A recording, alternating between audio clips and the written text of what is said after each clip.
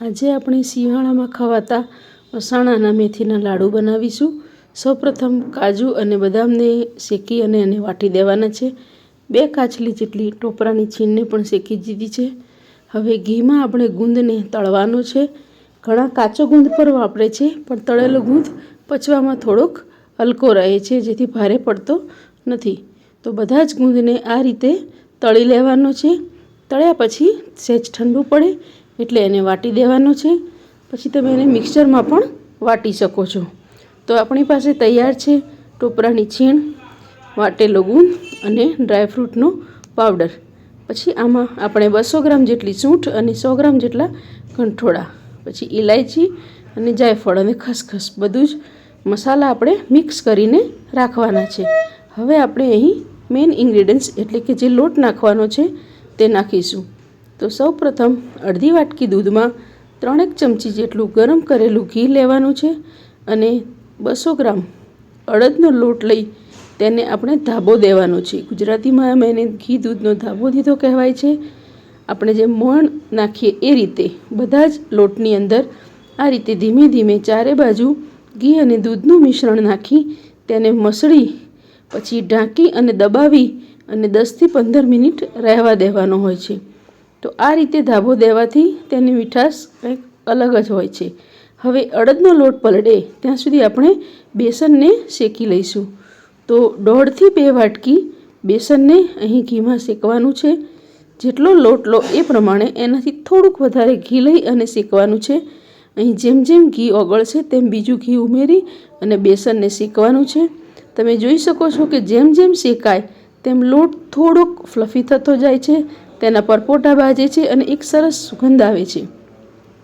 તમે મોહનથાળ વખતે શેકો એ રીતે આ રીતે લોટને શેકી અને આપણા મસાલામાં મિક્સ કરી દેવાનો છે।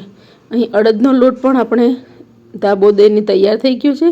એને એકવાર ચાળી લેવાનો છે અને ચાળ્યા પછી ઘીને ગરમ કરી એમાં અડદના લોટને આપણે શેકવાનો છે।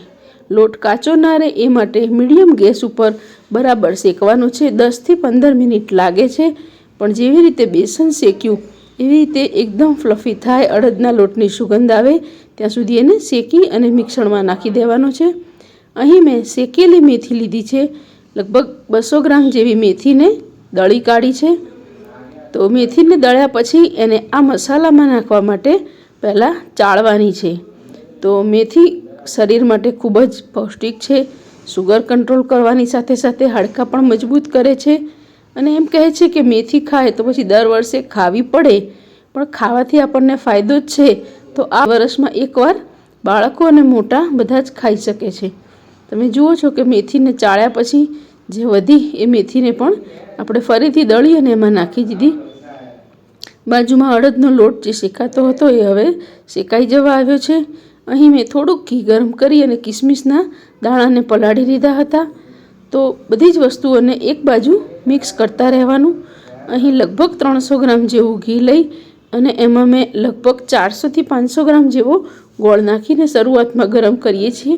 તમે જે રીતે મેથી બનાવો એ રીતે અહીં 200 ગ્રામ મેથી, 200 ગ્રામ લોટ અડદનો અને 200 ગ્રામ લોટ બેસનનો, એમ ટોટલ 600 ગ્રામ વજન છે। તો 700 થી 800 ગ્રામ આપણે ગોળ નાખવાનો થશે।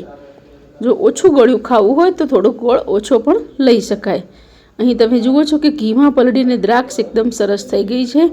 તો આ દ્રાક્ષને આપણે મસાલો જે તૈયાર કર્યો છે એમાં નાખી દઈશું।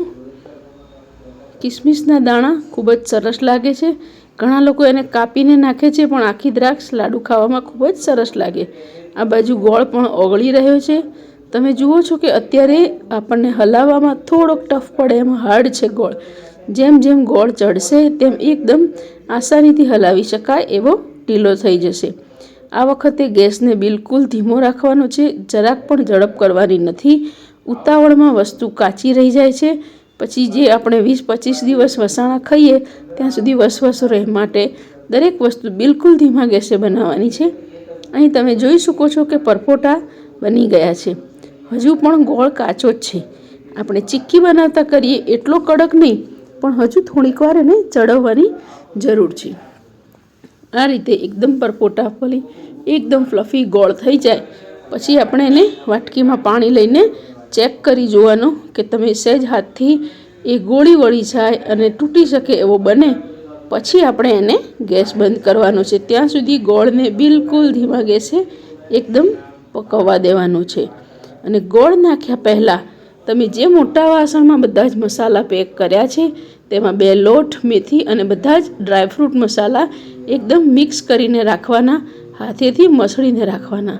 તમે જોઈ શકો છો કે અહીં ગોળ હજુ થોડોક ઢીલો છે, એકદમ ગોળી વળતી નથી, તો હજુ એને 5-1 મિનિટ રવા દઈશું. હવે તમે જુઓ કે ધીમે ધીમે ગોળનો કલર થોડોક બ્રાઉન થયો છે, એટલે હવે ગોળ લાડુ વળે એવો સરસ તૈયાર થઈ ગયો છે. તો આપણે આ ગોળને જે મિશ્રણ બનાવ્યું છે એમાં નાખી અને મિક્સ કરી દઈએ.